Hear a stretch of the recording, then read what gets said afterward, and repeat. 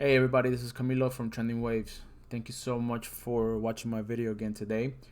Today I'd like to cover the chart of the S&P 500. So the big question that I see everybody asking is, are we near the top? And I do believe we are near the top, but we will probably see another leg higher on the S&P and the overall indices. Um, so I mean, I know yesterday's price action really spooked a lot of investors. It really shook them out of their positions. It was a significant start, and it was a really sort of bad start to the year. But it broke some records. I think it was the 1930s. It was the worst open since the 1930s for the New Year, something like that. But anywho, um, bringing you over to the charts. So this is the weekly time frame of the S&P 500. We see here that we are on an expanded triangle, an expanded volatility triangle that originated from June 2018, and it has ever since been the market has ever since been within this price structure. As you can see here, it has rejected it, then dropped down to support, and then another leg up to another rejection, and then drop down during the March high to the March low of 2020. Sorry, not the March, the February to the March low of 2020 when the coronavirus pandemic hit. So if we were to count this is an appropriate three-wave structure or an expanded running flat. We go down in A, three waves, 1, 2, and 3 down in A, three waves up in B, and then three waves down in C. So let me bring you down to the 4-hour time frame so we can zoom in to this zone here.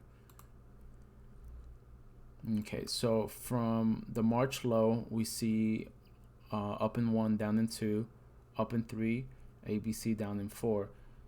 This wave 3 really does, if we do pull a Fibonacci extension from wave 1 down in 2, it gives us an appropriate 261.8% extension of this waves, and that's appropriate given the Fib relationships in the Elliott wave theory. After this high in September 20th, right, we rolled over three ways down, forming A, B, and C in a sideways correction, which per the guideline of alternation, this wave 2 was in directional form, whereas this wave 4 was in the non-directional sideways action. If we zoom into this leg here, now we see that from the bottom of wave 4 that ended on October 20th, this was during the era of the US election. So we see an impulse in wave 1, down in 2, up in 3, and this is where yesterday happened. So we did see some corrective pullback to correct this whole wave 3. If we do pull another Fib extensions to see where this wave 3 ended,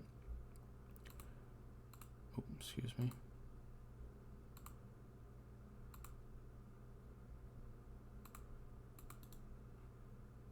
Let me fix this.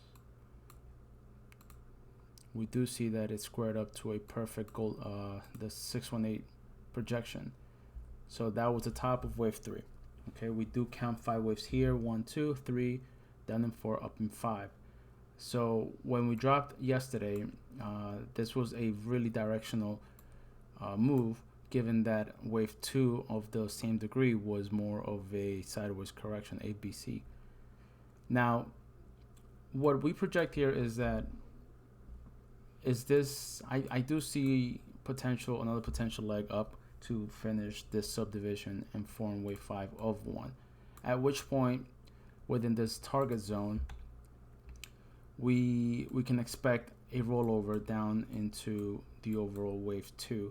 Now I just labeled it here. This is not to say that we're going to see a super massive crash, because as you know, we can, if wherever wave 1 ends from the March low, if we take a Fib extension, say it was around here, right?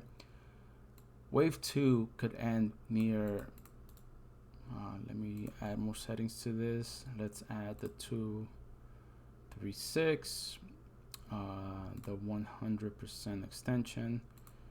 and the 786 for now. All right, obviously we can't project more than 100% of wave 1 for wave number 2, right? That will invalidate this whole count. All right, and that will be a massive crash.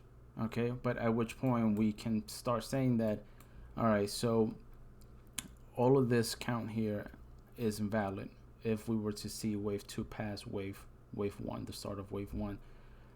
But at the same time, it's not out of the question, right? Because we can definitely reach down to the 100% extension of this whole advance, this wave 1 advance. And yet again, we will be testing the lows of this volatility triangle. Now, more often than not, wave 2 should end within the 50% or the 38%. Those are the most common levels for wave 2 pullbacks, and we should see it in a ABC fashion.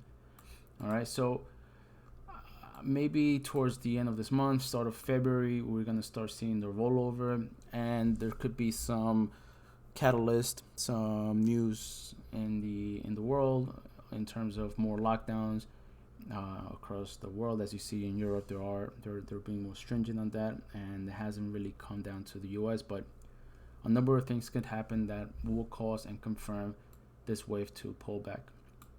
Okay, so as of now, again, I do see and anticipate another wave higher, perhaps down to the high 3800s on the SPX, perhaps all the way to 3850. All right, that's yet to be seen, but I am gearing up and preparing to take advantage of this wave 2. My next video will cover a more in-depth lesson as to how we can predict, or how can we start noticing or tell that wave 2 has started. Okay, that's being covered in the next video. And once again, I really appreciate you guys watching and tuning into this video.